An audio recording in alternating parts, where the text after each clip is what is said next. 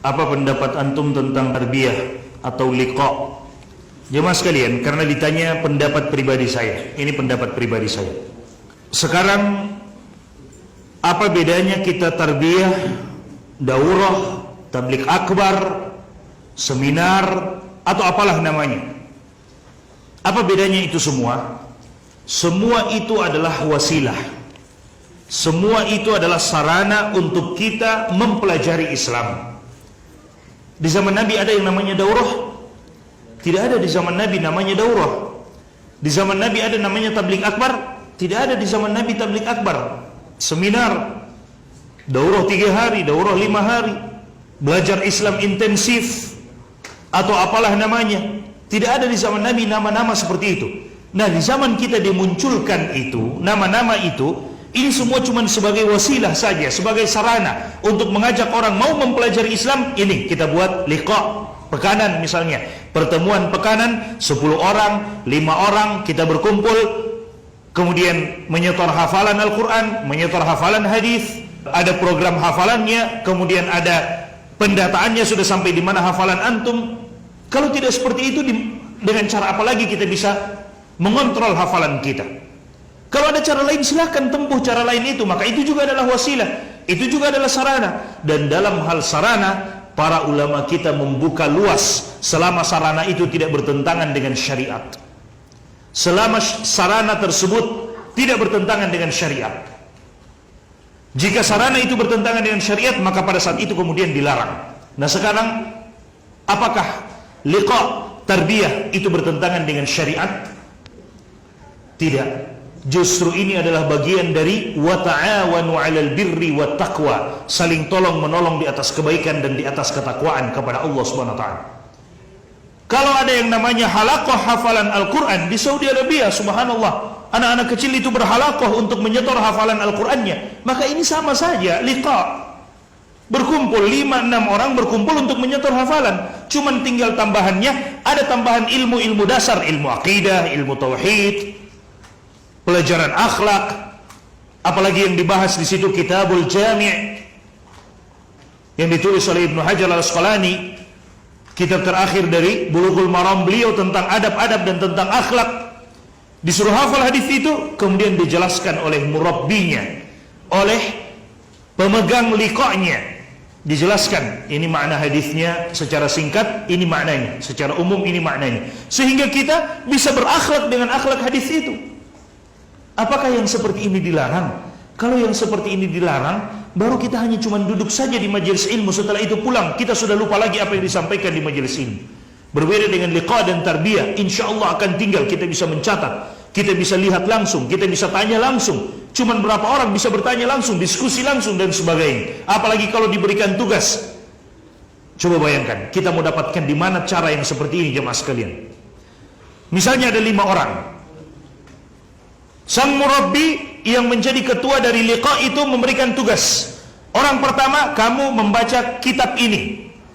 Kamu yang kedua membaca kitab ini, kitab-kitab kecil yang sudah diterjemahkan, kitab-kitab karangan para ulama misalnya. Kamu baca kitab ini, kamu baca. Akhirnya jadi 5 kitab yang dibaca. Minggu depannya masing-masing meringkas apa saja faidah yang dia dapatkan di dalam kitab itu. Subhanallah, seakan-akan semuanya sudah membaca 5 kitab itu. Seakan-akan semuanya sudah membaca 5 kitab itu, padahal hanya 1 orang yang baca, tapi masing-masing datang dengan faidah. Saya dapat di kitab ini disebutkan ini, di halaman ini dan ini dan ini, faidahnya ini dan ini. Yang lain juga menyebutkan di kitab ini, yang lain. Kita dapatkan ilmu yang banyak.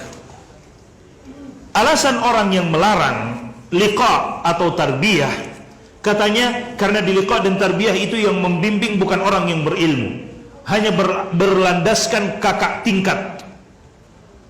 Bisa jadi ada tingkatnya lebih berilmu daripada dia.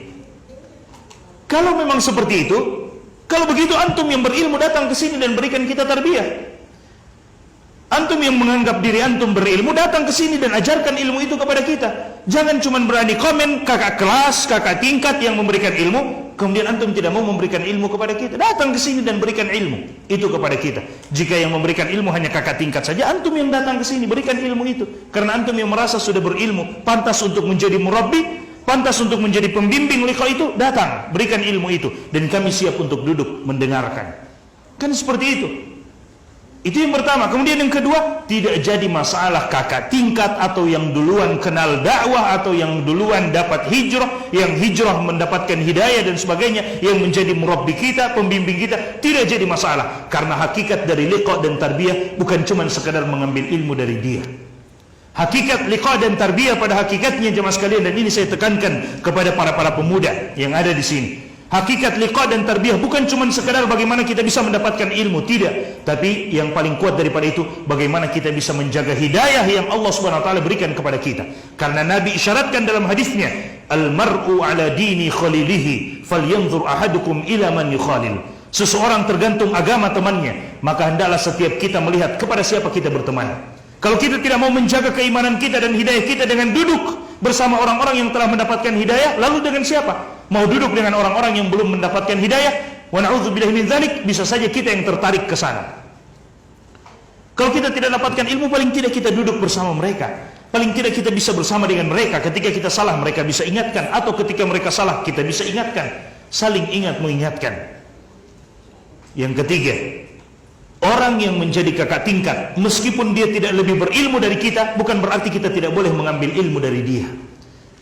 Al-Imam Al-Bukhari rahimahullahu ta'ala, beliau mengatakan, la yakunu rajulu muhaddisan kamila hatta ya'khudha amman huwa fawqahu wa amman huwa mithlahu wa amman huwa dunahu. Seseorang tidak akan menjadi ahli hadis yang sempurna, dalam artian ahli hadis yang benar-benar ahli hadis, kecuali kalau dia mau mengambil ilmu dari orang yang lebih di atas, dari orang yang semisal dengan dia, dan dari orang yang lebih di bawah dari dia. Bisa saja kita mendapatkan ilmu dari dia, tidak jadi masalah. Karena dia sudah duluan hijrah, dia sudah duluan ikut ta'lim, bisa saja lebih banyak yang dia pahami daripada kita. Kalaupun dia lebih sedikit memahami daripada kita, ada saja perkara-perkara agama yang dia sudah ilmui dan kita tidak mengetahuinya, atau kita belum mengetahuinya. Dan inilah perkataan para ulama kita. Saya selalu dengarkan perkataan ini dari Syekh Anis Shahir, hafizahullah ta'ala. Beliau selalu mengatakan perkataan yang selalu diungkapkan beliau, perkataan para ulama kita. Kata beliau, ma la yujadu fil bahr yujadu fin nahar. Ada saja ikan-ikan kecil yang kita tidak akan dapatkan di lautan yang luas, tapi bisa saja kita dapatkan di sungai yang kecil. Ada ikan-ikan kecil yang tidak kita dapatkan di sungai yang luas, tapi bisa jadi ada dia di sungai yang kecil. Maka ya, ini cuma wasilah sebenarnya, dan tidak boleh kita saling membid'ahkan dalam masalah wasilah. Karena kalau sudah membid'ahkan dalam masalah wasilah, sarana, sulit. Semua daurah tabligh akbar akan dibid'ahkan.